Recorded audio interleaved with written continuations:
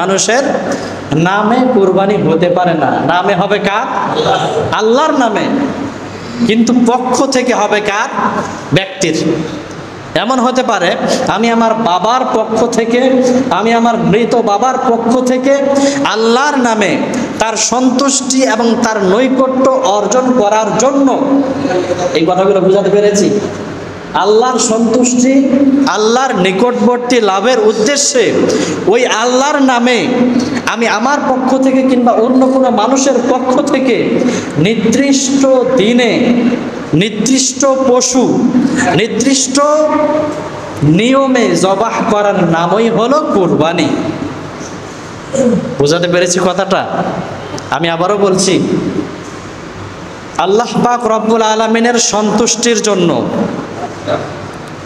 একজন ব্যক্তির পক্ষ থেকে আল্লাহর নামে কিংবা আল্লাহর জন্য নির্দিষ্ট নিয়মে নির্দিষ্ট দিনগুলোতে নির্দিষ্ট পশু জবাহ করার নামই হলো কুরবানি।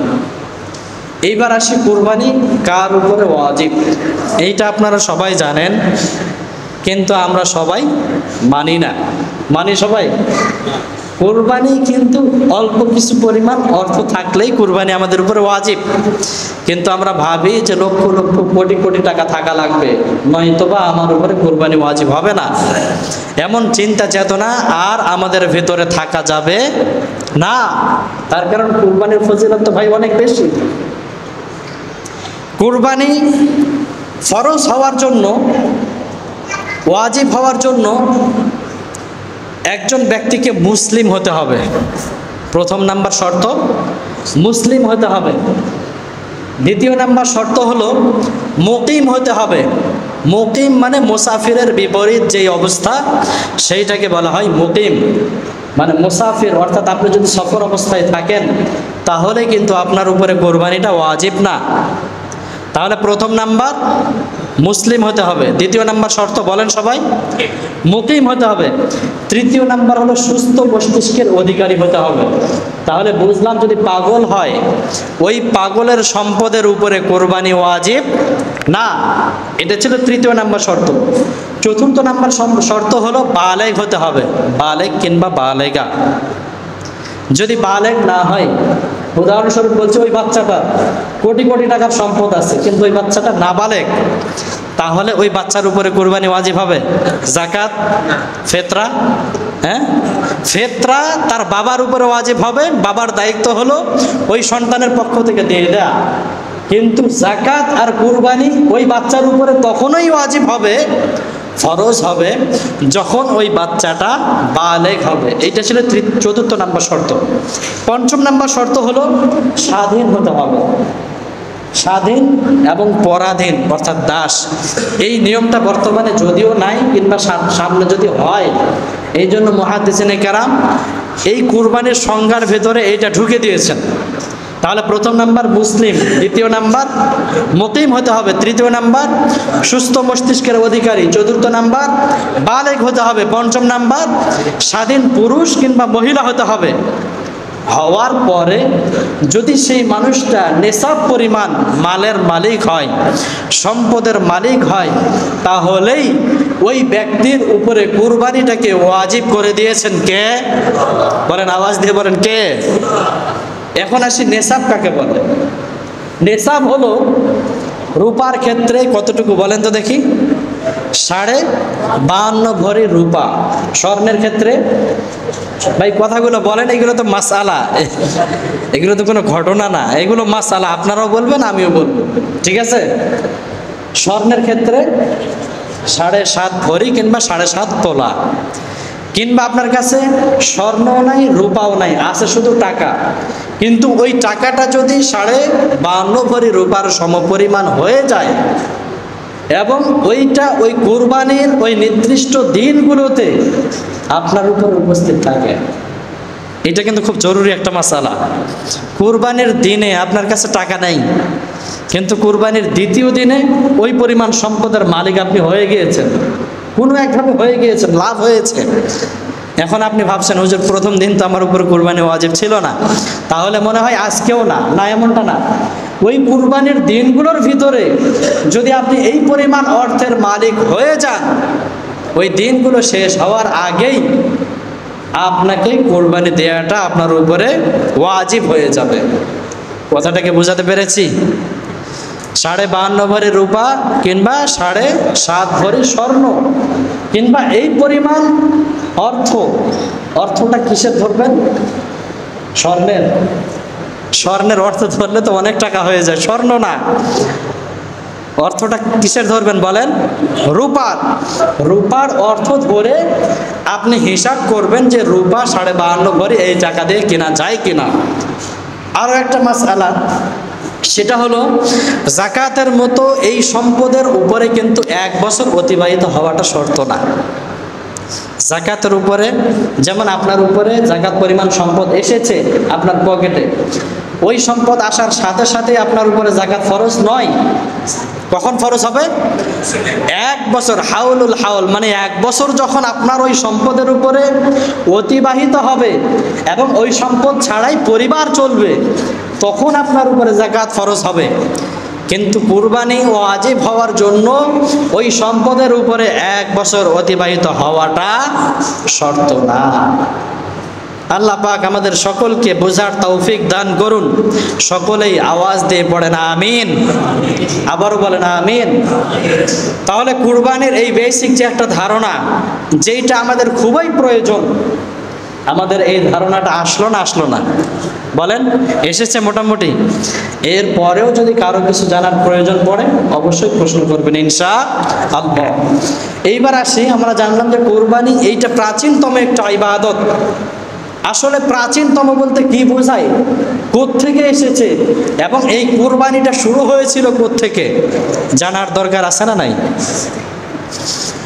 রাব্বুল আলামিন কোরআনুল কারীমের ভিতরে জানিয়ে দিলেন, ওগো আমার প্রিয় হাবিব, এই কুরবানিটা সাধারণ কোনো ইবাদত নয়, অসাধারণ একটা ইবাদত। তুমি তোমার উম্মতের মাধ্যমে, তুমি তোমার উম্মতকে কোরআনের মাধ্যমে জানিয়ে দাও, ওয়াতলু আলাইহিম নাবা বানাই আদম বিল হক ইয ক্বাররাবা কুরবানান ফাতুকবিলা মিন আহাদিহিমা ওয়া লাম ইউতাকাব্বাল মিনাল আখার। রব আমাদেরকে জানিয়ে দিচ্ছেন, ওগো আমার প্রিয় হাবিব, তুমি তোমার সাহাবী সহ পুরা বিশ্বের প্রত্যেকটা মুমিন বান্দা বান্দীদেরকে জানিয়ে দাও, আদম পুত্র হাবিল আর কাবিলের ঘটনাটা তাদের মাঝে তুমি বর্ণনা করে দাও। যখন তাদের মধ্য থেকে 2 জন কোরবানি করেছিল, আমি রবের পক্ষে, আমি রব্বুল আলামিনের জন্য, আমি রব তাদের একজনের কোরবানি কবুল করেছিলাম। আর আমি রব আসলেই কেবলমাত্র শুধুমাত্র মুত্তাকিদের কুরবানিটাই কবুল করে থাকি। সুবহানাল্লাহ। আল্লাহ রাব্বুল আলামিন কোরআনুল কারীমের মাধ্যমে, আল্লাহর হাবিবের মাধ্যমে আমাদেরকে জানিয়ে দিচ্ছেন, ও মুহাম্মদ, তুমি কি জানো এই কুরবানিটা কত পূর্বের একটা ইবাদত? আল্লাহর হাবিব সাল্লাল্লাহু আলাইহি ওয়াসাল্লামকে সূরাতুল মাইদা এর 27 নম্বর আয়াতের মধ্যে জানিয়ে দিলেন, ওয়াতলু আলাইহিম নাবা বানাই আদম বিল হক। নাবা আবানাই মানে আদমের 2 পুত্র, আদম বিল হক, যথাযথভাবে তুমি তাদেরকে শুনিয়ে দাও, মানে কোনো যেন কমতি না থাকে। কি শুনিয়ে দিবে? ইয ক্বাররাবা কুরবানান ফাতুকবিলা মিন আহাদিহিমা ওয়া লাম ইউতাকাব্বাল মিনাল আখার। ওরা 2 জনই আমি রবের নামে কুরবানি করেছিল, কিন্তু আমি তাদের কুরবানি কবুল করেছিলাম কয়জনের? বলেন সবাই, কয়জনের? ইন্নামা ইয়াতাকাব্বালুল্লাহু মিনাল মুত্তাকিন। আর আসলেই আমি কুরবানি কোনো ফাসিক বান্দার কবুল করি না, কুরবানি আমি কোনো গুনাহগার বান্দাদের কবুল করি না, কুরবানি আমি শুধুমাত্র তাদেরই কবুল করি যারা হয় মুত্তাকি। এই ঘটনাটা কি আপনারা হয়তো অনেকে জানেন। আদম আলাইহিস সালাতু ওয়াস সালাম ছিলেন পৃথিবীর প্রথম মানব এবং ওনার স্ত্রী হাওয়া আলাইহাস সালাতু ওয়াস সালাম উনি ছিলেন দ্বিতীয় মানব। ওনাদের মাধ্যমে সন্তান হতো কয়জন? জোড়া জোড়া, 2টা করে সন্তান হতো, একটা হতো ছেলে আরো একটা মেয়ে। যেহেতু ওই জামানায় অন্য কোনো পরিবার ছিল না, সেহেতু রবের পক্ষ থেকে বিধান ছিল 2025 উদাহরণস্বরূপ বলছি, 25 সালে যেই দুইটা বাচ্চা ছেলে কিংবা মেয়ে জন্মগ্রহণ করবে, এই বছরের ছেলেটা 26 সালে যেই মেয়েটা জন্মগ্রহণ করবে তাকে বিয়ে করবে। কি সুন্দর একটা নিয়ম, সুবহানাল্লাহ বললেন না? এই বছরের বাচ্চা বিয়ে হবে কোন বছরের সাথে? পরের বছরের সাথে। মনে করেন 25 সালে জন্মগ্রহণ করলেন কাবিল আর আকলিমা, নাম হলো কাবিল আর আকলিমা। আকলিমা ছিল দেখতে অনেক সুন্দরী, রূপবতী, গুণবতী, অনেক সুন্দরী ছিল। তার সাথে যেই ভাইটা জন্মগ্রহণ করেছিল তার নাম ছিল কাবিল। আর হাবিলের সাথে যে জন্মগ্রহণ করেছিল তার নাম ছিল লেওয়াদা। সে ছিল অতটা অসুন্দর, মানে সুন্দরী না, দেখতে খুব একটা ভালো সুন্দরী ছিল না। কিন্তু কাবিল মনে মনে চিন্তা করে, যার সাথে আমি পেটে ছিলাম তার সাথেই আমি দুনিয়াতে থাকতে চাই। কিন্তু আদম আলাইহিস সালাতু ওয়াস সালাম যখন তাকে বললেন, ও বাবা, এইটা নিয়ম না, তার কারণ তুমি যার পেটে ছিলে তোমার রক্ত আর ওর রক্ত ডিরেক্টলি নিজের ভেতরে এসেছে, আর রবের পক্ষ থেকে বিধান হলো এই বছরের বাচ্চার বিয়ে হবে পরের বছরের সাথে। এইটা আমার রবের নিয়ম না, আমার রবের নিয়ম হলো তুমি বিবাহ করবে তোমার বোন লেওয়াজাকে। রাব্বুল আলামিনের এই আদেশকে কাবিল বুড়ো আঙ্গুল দেখিয়ে বলে দিল, ও বাবা, আমি আমার সুন্দরী বোনকে বিবাহ করতে চাই, যার সাথে আমি পেটে ছিলাম তার সাথে আমি দুনিয়াতে থাকতে চাই। হাবিল বলে দিল, ও ভাই, এটা তো নিয়ম না, রবের পক্ষ থেকে যেই নিয়ম, আমি বিবাহ করব আকলিমাকে, তুমি আমার আকলিমাকে আমার সাথে বিবাহ দিয়ে দাও। দুইজনের মাঝে ফিতনা আর ফাসাদ শুরু হয়ে গেল। এক পর্যায়ে কাবিল ছিল চড়া মেজাজি, এক পর্যায়ে সে বলে ফেললো যে আমি তোমাকে হত্যা করে ফেলবো। কলা লা কতুলান্না, কোরআনের ভাষায় এসেছে, এটা হাদিসও না, কোরআনের ভাষায়। রাব্বুল আলামিন কোরআনুল কারীমের মাধ্যমে পুরা পৃথিবীর প্রত্যেকটা মানুষকে সুন্দর একটা গল্প জানিয়ে দিচ্ছেন, বোঝাচ্ছেন, ও আমার বান্দারে, একজন মানুষের ইবাদত শুধুমাত্র ইবাদত করলেই কবুল হয় না, ওই ইবাদতটা রবের পক্ষ থেকে নিয়মের ভিত্তিতে করা লাগে। যেহেতু কাবিলের যেই ইবাদতটা ছিল, নিয়মটা ছিল, সিস্টেমটা ছিল, সেইটা আমি রবের নিয়মের বিপরীত ছিল, এই জন্য আমি কাবিলের সেই ইবাদতটাকে গ্রহণ করি নাই। কাবিল বলেই ফেলল, আমি তোমাকে হত্যা করব। হাবিল বলল, তুমি যদি আমাকে হত্যাও করো, এখানে আমার কোনো কিছু করার নাই, তার কারণ আমি আমার রবের বিধানকে কখনো বুড়া আঙ্গুল দেখাতে পারবো না। তাই করা হলো, কাবিল তার ভাইকে হত্যা করে ফেললো। এবং পৃথিবীর ভিতরে সর্বপ্রথম মৃত যেটা হয়েছিল, মৃত্যু যার হয়েছিল, সেই মানুষটার নাম কি বলেন? হাবিল। এবং প্রথম হত্যা যেটা হয়েছিল সেটাও হাবিল। এবং অনেক মুফাসসিরিন কেরাম বলেছেন, ওর পর থেকে মানুষকে অন্য একজন মানুষ মেরে ফেলা, এই যে একটা পাপ, এই পাপের পার্সেন্ট ওই কাবিলের ঘাড়ে গিয়ে বর্তাবে। নাউজুবিল্লাহ বললেন না? তার কারণ আল্লাহর হাবিব সাল্লাল্লাহু আলাইহি ওয়াসাল্লাম বলেছেন, আপনি যদি কোনো ভালো কাজ জারি করে যান, ওই ভালো কাজ পৃথিবীতে যতগুলো মানুষ করবে, ওই ভালো কাজের সওয়াব আপনাকে দিবেন কে? ঠিক এর বিপরীতে আপনি কোনো খারাপ কাজের সিলসিলা জারি করে যাবেন, ওই খারাপ কাজ যতগুলো মানুষ করবে, ওর ওই ধারাবাহিকতাও আপনার নসিবে দিবেন কে? এই জন্য খারাপ কাজ করা যাবে? খারাপ কোনো নিয়ম জারি করা যাবে? যদি ভালো নিয়ম পারেন জারি করেন, খারাপ কখনো নিয়ম জারি করা যাবে না। এক পর্যায়ে তারা যখন কুরবানি করলো, কুরবানিটা হাবিলের কবুল হয়ে গেল। কাবিলের রাগ, কাবিল তার ভাই হাবিলকে হত্যা করে ফেলল। কিন্তু কুরবানিটা কবুল হয়েছে কার? হাবিল মুত্তাকি ছিল নাকি কাবিল? তাকওয়া কাকে বলে? আল্লাহকে ভয় করা। তাহলে আমরা যে কুরবানি দিব, এই কুরবানিটা কার জন্য দিব? বলেন সবাই, কার জন্য দিব? আল্লাহর জন্য দিতে হবে। এখান থেকে শুধুমাত্র ঘটনাটা জানা উদ্দেশ্য নয়, এখান থেকে আমাদের সবচেয়ে বড় উদ্দেশ্যটা অর্জন হয়ে যায়। সেইটা হলো যে কুরবানি একজন মুমিন বান্দা দিবে তাকওয়া অবলম্বন করার জন্য। কার জন্য? আল্লাহর জন্য। তাকওয়া অবলম্বন করার জন্য, আল্লাহর জন্য। কুরবানি যদি আপনার গোশত খাওয়ার জন্য হয়, এলাকার মানুষদেরকে দেখানোর জন্য হয়, কিংবা নেতাকে দেখানোর জন্য হয়, সব হবে, কিন্তু আপনি সওয়াব পাবেন না। তার কারণ আল্লাহ রাব্বুল আলামিন বলেছেন, লা ইয়ানালাল্লাহু লুহুমুহা ওয়ালা দিমাউহা ওয়ালাকিন ইয়ানালুহুত তাকওয়া মিনকুম। ও বান্দা, তোমরা যে পশুটাকে কুরবানি করছো, তোমরা কি জানো ওই পশুর গোশত, রক্ত, হাড় কোনো কিছুই আমি রবের দরবারে পৌঁছাই না। আমি রবের দরবারে পৌঁছাই শুধুমাত্র তাকওয়া।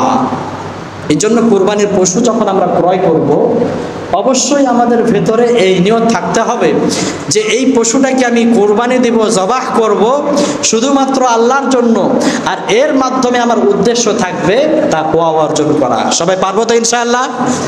যদি তাকওয়া অর্জন করা উদ্দেশ্য থাকে, তাহলে কোটি টাকার মালিক যেই ব্যক্তি, ওই ব্যক্তি কখনো একটা পশু জবাহ করতে পারে না। তার কোটি টাকা হিসাবে জয়টা পশু জবাহ করা প্রয়োজন, তয়টা পশুই সে জবাহ করবে। আপনার যেই পরিমাণ অর্থ আছে, আপনাকে সেই পরিমাণ অর্থের পশুই জবাহ করতে হবে। কিন্তু আমরা তাকওয়ার দিকে লক্ষ্য রাখি না। এই জন্য যে যেটা পারি, অল্প টাকার ভেতরে কাজটা সারলেই হলো। এমন করা যাবে?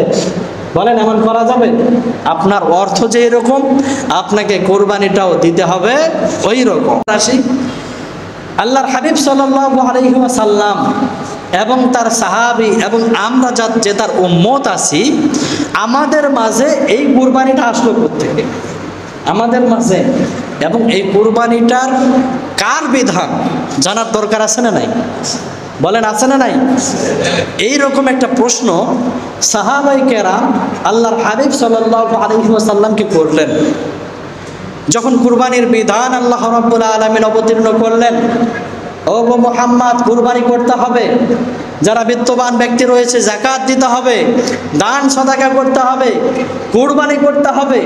সাহাবায়ে কেরাম কুরবানি করা শুরু করে দিলেন। কিন্তু একটা তো প্রশ্ন থাকেই, এই কুরবানিটা আসলো কোত্থেকে? আমরা যেমন প্রশ্ন করি, হুজুর নামাজ পড়ে কি হবে? নামাজ না পড়লে কি হবে? আমার ঈমান তো আছে। বলি কি বলি না? বলেন, হ্যাঁ, আমার তো ঈমান আছে। বলি না? এমন প্রশ্ন নাই আমাদের ভিতর? এবং ওই যে একটা ওয়াজ শুনছে, এক জাররা পরিমাণ ঈমান নিয়ে কবরে গেলে একদিন না একদিন সে জান্নাতে যাবে। কিন্তু আপনার কি পরিমাণ ঈমান আছে যে ওই ঈমান আপনাকে নামাজ থেকে বিরত রাখলো? ওই ঈমানের কি কোনো দাম আছে? বলেন, দাম আছে? এমন প্রশ্ন কখনো করাও যাবে না। প্রশ্নের একটা যৌক্তিকতা থাকতে হবে। সাহাবায়ে কেরামদের জানার প্রয়োজন হলো, আগ্রহ বাড়লো, ইয়া রাসূলুল্লাহ, আমরা যে কুরবানি করছি, এই কুরবানিটা মূলত আসলো কোত্থেকে? আপনি তো বললেন কুরবানির সিলসিলা জারি হয়েছে আদম আলাইহিস সালাতু ওয়াস সালামের পক্ষ থেকে, কিন্তু আমরা যেটা করি এইটা আসলো কোত্থেকে? আল্লাহর হাবিব সাল্লাল্লাহু আলাইহি ওয়াসাল্লাম জানিয়ে দিলেন। সাহাবায়ে কেরাম প্রশ্ন করলেন, আসহাবু রাসূলিল্লাহ সাল্লাল্লাহু আলাইহি ওয়াসাল্লাম, মা হাদিল আদাহি? ইয়া রাসূলুল্লাহ, ইয়া হাবিবাল্লাহ, আমরা যে কুরবানি করি, এই কুরবানিটা মূলত আসলো কোত্থেকে? আল্লাহর হাবিব সাল্লাল্লাহু আলাইহি ওয়াসাল্লাম জানিয়ে দিলেন, ক্বালা সুন্নাতু আবিকুম ইব্রাহিম হুয়া সাম্মাকুমুল মুসলিমিন। ওগো আমার উম্মত, এই কুরবানিটা তোমাদের জাতির পিতা ইব্রাহিম আলাইহিস সালাতু ওয়াস সালামের সুন্নাহ। ওই ইব্রাহিম আলাইহিস সালাতু ওয়াস সালাম তোমাদের নাম রেখেছেন মুসলিম। যে ইব্রাহিম তোমাদের নাম মুসলিম রেখেছে, তোমাদের নাম মুসলিম রেখেছে, ওই ইব্রাহিম আলাইহিস সালাতু ওয়াস সালামের একটা সুন্নাহ হলো এই কুরবানি। সুবহানাল্লাহ বললেন না? আপনারা শুনেছেন, আদম আলাইহিস সালাতু ওয়াস সালাম থেকে নিয়ে ইব্রাহিম আলাইহিস সালাতু ওয়াস সালাম পর্যন্ত মোট নবী ছিল 4টা কিংবা 5টা, এবং ইব্রাহিম আলাইহিস সালাতু ওয়াস সালাম থেকে নিয়ে যতগুলো নবী এসেছে সবগুলোই ছিলেন উনার সন্তানের ভিতর থেকে। সুবহানাল্লাহ বলেন। তাহলে আমরা বুঝলাম এই সুন্নাতটা কার? বলেন, কার? ইব্রাহিম আলাইহিস সালাতু ওয়াস সালাম। ইব্রাহিম আলাইহিস সালাতু ওয়াস সালামের আরো অনেকগুলো সুন্নাহ রয়েছে, যেমন খতনা করা, এই গোফকে ছোট করা, দাড়িকে লম্বা করা, নখ কাটা, আরো অনেক কিছু আছে। এই সুন্নাহগুলো আমাদের রাসূলের সুন্নাহ না। এই সুন্নাহগুলো কার বলেন? ইব্রাহিম আলাইহিস সালাতু ওয়াস সালামের সুন্নাহ। এরপরে সাহাবায়ে কেরাম ছিলেন অত্যন্ত চালাক এবং চতুর।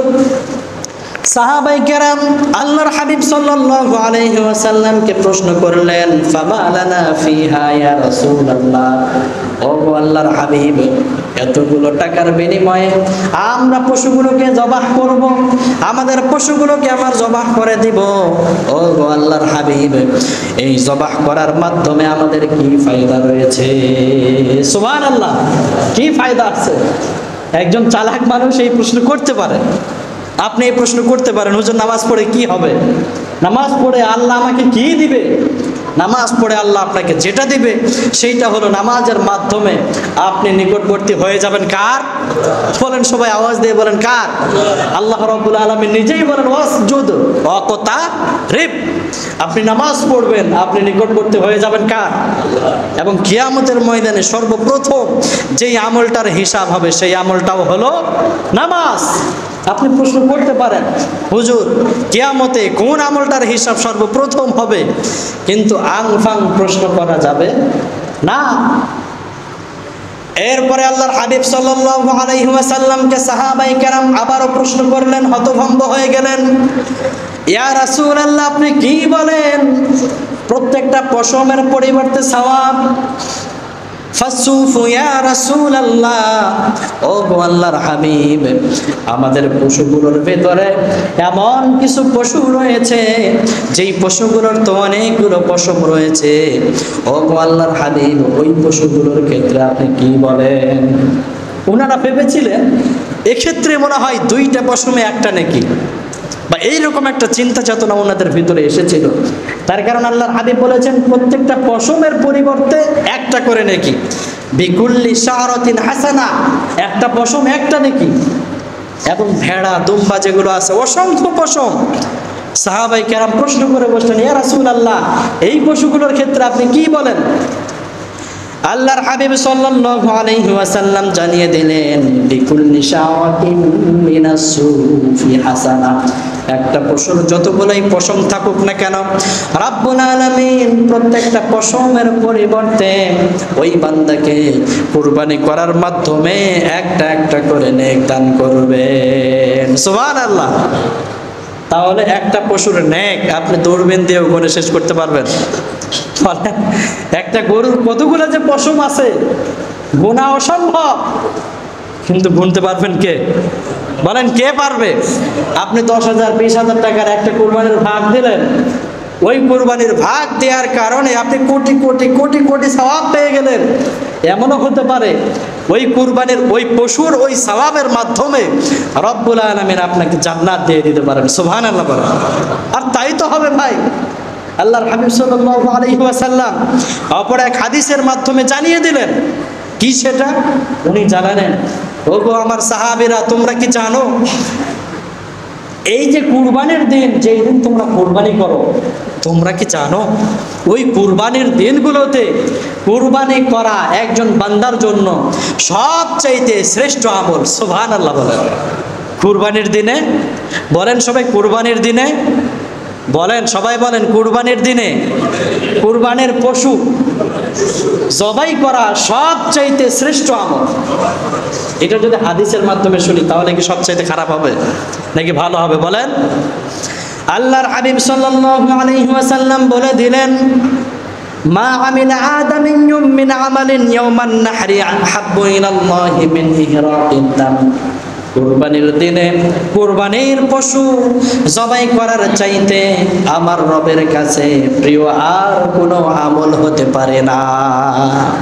কুরবানির দিনে কুরবানির পশু জবাহ করার চাইতে শ্রেষ্ঠ আমল আর কোনো হতে পারে না।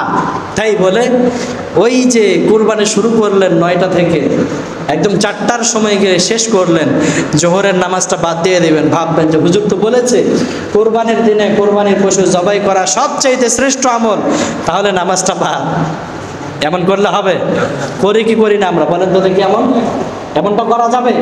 ফরজ বিধান ঠিক রেখে যদি আমরা এটা করতে পারি তাহলে পরিপূর্ণ সওয়াব আমাদেরকে দিবেন কে? এরপরে আল্লাহর হাবিব সাল্লাল্লাহু আলাইহি ওয়াসাল্লাম আরো জানিয়ে দিলেন, ওয়া ইন্নাহুমা লা ইয়াতি ইয়াউমাল কিয়ামাতি বিকুরুনিহা ওয়া আশআরিহা ওয়া আজলাফিহা। ও আমার সাহাবী, শুধুমাত্র যে সবচেয়ে শ্রেষ্ঠ আমল আমার রব এতটুকুতেই ক্ষান্ত না, ওই কুরবানির পশুর যতগুলো পশম রয়েছে, শিং রয়েছে, যতগুলো চামড়া রয়েছে, যতগুলো হাড় রয়েছে, কাল কিয়ামতের ময়দানে ওই পশুটা তোমার আমল নামায় সবগুলোকেই জমা করে দিবেন। কিয়ামতে যে আমাদের আমলগুলোকে হিসাব করা হবে, এইটা কি আমরা সবাই মানি? বলেন, সবাই কি মানি? আমাদের আমলগুলোকে হিসাব করা হবে। আপনার নেক আমল একদিকে, আপনার বদ আমল একদিকে। যদি দেখা যায় যে আপনার নেক আমল বেশি, আপনি জান্নাতে চলে যাবেন। তবে পরে, কেন পরে? তার কারণ আপনি খারাপ কাজ করবেন আর ডিরেক্টলি জান্নাতের ভিতরে আল্লাহ ঢুকিয়ে দিবে। এইটা তো ইনসাফেরও বিপরীত। আর রব কখনো বিএনসিপি কাজ করতে পারে না। এই জন্য নির্দিষ্ট পরিমাণ আযাব আপনাকে ভক্ষণ করতে হবে। ভক্ষণ করার পরে আপনি যাবেন কোথায়? জান্নাতে। আল্লাহর হাবিব সাল্লাল্লাহু আলাইহি ওয়াসাল্লাম হাদিসের মাধ্যমে জানিয়ে দিলেন, ওয়া ইন্নাহুমা লা ইয়াতি ইয়াউমাল কিয়ামা বিকুরুনিহা শিং ওয়া আশআরিহা চুল ওয়া আজলাফিহা তার হাড়, এই সবগুলো নিয়ে আপনার জীবনের শুরু থেকে নিয়ে মৃত্যুর আগ পর্যন্ত যতগুলো আপনি কুরবানি করেছেন, ওই সব পশুগুলো একত্রিত হয়ে যাবে, হয়ে আপনার আমল নামে গিয়ে তারা দাঁড়িয়ে যাবে। সুবহানাল্লাহ বললেন না? আপনার ওই দাড়ি পাল্লাই গিয়ে তারা দাঁড়িয়ে যাবে এবং বলবে, ও গরাব, আপনার রাসূল বলেছেন আমরা নাকি আজকে ওই দাড়ি পাল্লার ভিতরে উঠতে পারবো, আপনি আমাদেরকে উঠিয়ে দেন। এই বান্দা একমাত্র আপনার জন্য আমাদেরকে কুরবানি করেছিল, আজকে আমরা ওই বান্দাকে নিয়ে জান্নাতের ভিতরে ঢুকে যাব। সুবহানাল্লাহ বলেন। এরপরে আল্লাহর হাবিব সাল্লাল্লাহু আলাইহি ওয়াসাল্লাম ক্ষান্ত হলেন না, আরো জানিয়ে দিলেন, ওয়া ইন্নাদ দামা লা ইয়াকাউ মিনাল্লাহি বিমাকানিন ক্বাবলা আন ইয়াকা আলাল আরদ। ও আমার সাহাবী, ও আমার উম্মাত, তোমরা কি জানো নাকি ওই কুরবানির যেই পশুটাকে জবাহ করা হয়, ওই পশুর জবাহকৃত রক্ত জমিনে পড়ার পূর্বেই ওই রক্তটা রবের দরবারে একটা জায়গা করে নেয়। সুবহানাল্লাহ। আল্লাহর হাবিব সাল্লাল্লাহু আলাইহি ওয়াসাল্লামের বাচন ভাঙ্গি এবং ওনার কথা বুঝার জন্য মেধা লাগবে। ওই রক্তটা রবের দরবারে লা ইয়াকাউ মিনাল্লাহি ক্বাবলা আন ইয়াকা আলাল আরদ, মানে রক্তটা আপনি ছুরি দিয়ে আপনি যখন গরুর গলায় জবাহ করা শুরু করে দিবেন, ওই রক্তটা জমিনে পড়ার পূর্বেই রবের দরবারে একটা স্থান আর সম্মান নিয়ে বসে থাকবে। কেন? আপনাকে জান্নাতে নিয়ে যাওয়ার জন্য। সুবহানাল্লাহ বললেন না? শুধু তাই নয়, আল্লাহর হাবিব সাল্লাল্লাহু আলাইহি ওয়াসাল্লামের হাদিস আম্মা জান আয়েশা সিদ্দিকা রাদিয়াল্লাহু তাআলা আনহা বর্ণনা করতেছেন। উনি বলেন, ফাইন্না লাকি বিআউয়ালি কতরাতিন তাকতুরু মিনাদ দাম ইয়াগফিরু লাকি মিন সালাফি মিন যামবিক। ও আয়েশা, তুমি কি জানো একজন মানুষ যখন সে তার কুরবানির পশুগুলোকে জবাহ করে, জবাহ করার পরে ওই রক্তটা জমিনে পড়ার পূর্বেই রাব্বুল আলামিন ওই ব্যক্তির জীবনে সব গুনাহগুলোকে মাফ করে দেন। কুরবানির পশু জবাহ করবেন, ওই রক্তটা জমিনে পড়ার পূর্বে রবের দরবারে একটা স্থান নিয়ে নেয়। এই হাদিসটা বলেছেন আবু হুরায়রা রাদিয়াল্লাহু তাআলা আনহু এবং আল্লাহর রাসূলের সবচেয়ে প্রিয় সহধর্মিণী আম্মা জান আয়েশা সিদ্দিকা থেকে বর্ণিত। উনি বলেন, আমার রাসূল আমাকে বলেছেন কুরবানির পশু, তুমি যে হাদিসটা বলো এটা তো পরে, এটা তো অনেক দূরে একটা স্থান নিয়ে নিবে, এটা তো অনেক দূরে দূরে মনে হচ্ছে। তোমরা কি জানো আল্লাহর রাসূল আমাকে কি বলেছে? আল্লাহর রাসূল বলেছেন ওই রক্তটা জমিনে পড়ার পূর্বেই আমার রব ওই ব্যক্তির জীবনের সব গুনাহগুলোকে মাফ করে দেন। সুবহানাল্লাহ। এরপরেও দেখবেন অনেক মানুষ ওই 20,000 30,000 টাকার মায়ায় কুরবানি করতে চাইবে না। এমন মানুষ আছে না নাই? বলেন, আছে না নাই? ওই মানুষগুলোর ক্ষেত্রে আল্লাহর হাবিব সাল্লাল্লাহু আলাইহি ওয়াসাল্লাম কি বলেন? উনি বলেন, মান ওয়াজাদা সাআতান, মানে যে ব্যক্তি সুযোগ পেল, সাআতান মানে সময়, সুযোগ, ঘন্টা, সাআতান মানে সময় পেল, লিআইন ইয়াদহিয়া, যে সে কুরবানি করবে। এটা কাকে বলবে আল্লাহ রাসূল? যে ব্যক্তি কুরবানি করার মতো সময়, সুযোগ, অর্থ পেল, ফালাম ইয়াদুহা, কুরবানি করলো না, ফালা ইয়াকরুবান্না মুসাল্লানা, সে যেন আমাদের ঈদগাহে না আসে। নাউজুবিল্লাহ বলেন।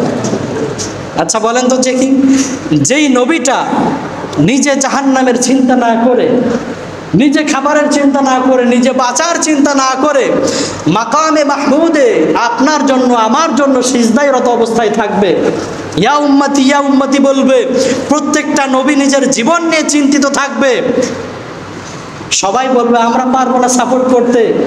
সেই দিন যেই নবীটা আমাদের জন্য সাপোর্ট করবে আর বলবে, হ্যাঁ আজকে আমার রব আমার কথা শুনবেন, আমার রব আমাকে বলবেন ইশফা তুশাফা, ও গো মুহাম্মদ তুমি তোমার মাথা তোলো, ইরসাল আমার কাছে চাও তোমাকে দেয়া হবে। ওই নবী বলছেন ওই মানুষটা যেন আমাদের ঈদগাহে না আসে।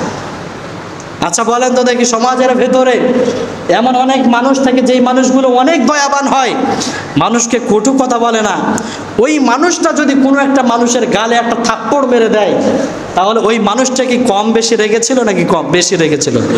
বলেন, অনেক বেশি রেগেছিল এবং মন খারাপ হয়েছিল, যেই কারণে সেই মানুষটা তার গালে একটা থাপ্পড় মেরেছে। যেই মানুষটাকে রব্বুল আলামিন রাহমাতুল লিল আলামিন বানালেন, কোরআনের আয়াত পুরা বিশ্বের জন্য রহমত স্বরূপ যাকে বানালেন, যার হৃদয়ের ভিতরে সব রহমতগুলোকে ঢেলে দেওয়া হয়েছে, ওই নবী বলছেন ওই মানুষটা যেন আমাদের ঈদগাহে না আসে। তাহলে এটা কত বড় ধমকি! এটা কি সাধারণ কোনো ধমকি? এরপরেও দেখবেন কিছু মানুষ কুরবানি করবে না। আমরা সবাই কুরবানি করবো তো ইনশাআল্লাহ? বলেন সবাই ইনশাআল্লাহ। কুরবানির উদ্দেশ্য কি এটা বলে শেষ করে দিব। কুরবানির উদ্দেশ্য তাকওয়া অর্জন করা। বলেন সবাই, তাকওয়া অর্জন করা। তার কারণ আল্লাহর হাবিব সাল্লাল্লাহু আলাইহি ওয়াসাল্লাম বলেছেন, ইন্নাল্লাহা লা ইয়ানজুরু ইলা সুওয়ারিকুম ওয়া আমওয়ালিকুম ওয়ালাকিন ইয়ানজুরু ইলা কুলুবিকুম ওয়া আ'মালিকুম।